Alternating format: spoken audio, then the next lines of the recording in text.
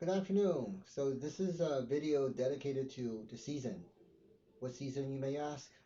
The winter season. Especially the fact that we're going through this really tough winter after 3 years of pandemic closure and isolation.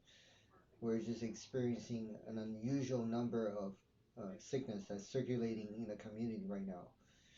So one of the most common issue that I'm dealing with as a general pediatrician is that many parents are under the impression that you can pretty much treat any illnesses um, with antibiotics.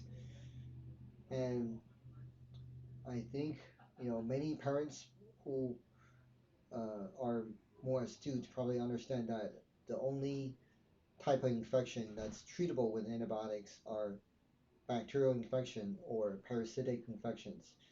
Viral infections, for the large part, do not respond to antibiotics.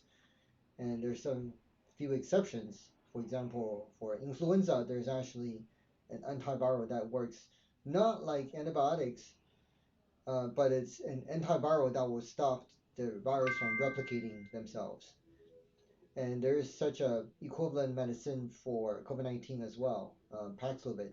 But the biggest difference is that unlike antibiotics, which typically have the ability to kill bacteria, antivirals do not have the ability to kill viruses because, well, viruses, some may argue, are not alive in the first place. They don't really have a mechanism, they don't have a cell.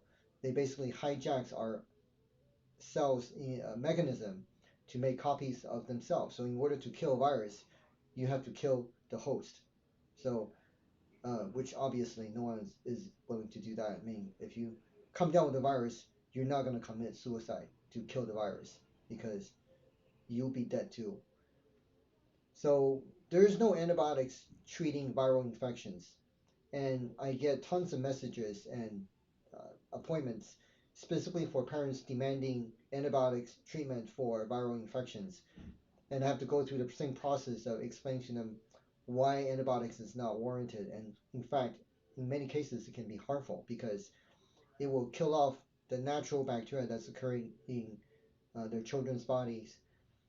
So to make their bodies function in an abnormal way, it will give their body sometimes the any bad bacteria that will come in opportunistically to trigger some serious infection because the good bacteria in the body has been decimated by inappropriate use of antibiotics.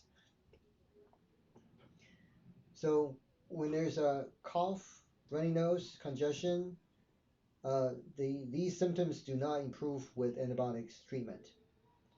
And many appointments are dedicated for assuaging parents' concern that, hey, my son finished the course of antibiotics, but his cough is still there. It's completely unchanged.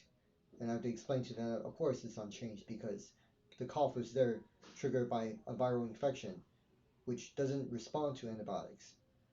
And I know it's easier for some doctors to give in to the pressure of from some of the parents and families and simply just prescribe antibiotics so they don't have to go through a lengthy process explaining to them the difference between a viral infection and a bacterial infection and why antibiotics are not useful in treating viral infections, such as I'm doing in this case. But most pediatric appointments are very short, they're less than 10 minutes long. So uh, the easiest way, but not the right way of doing things, is just to simply prescribe antibiotics and move on to the next patient.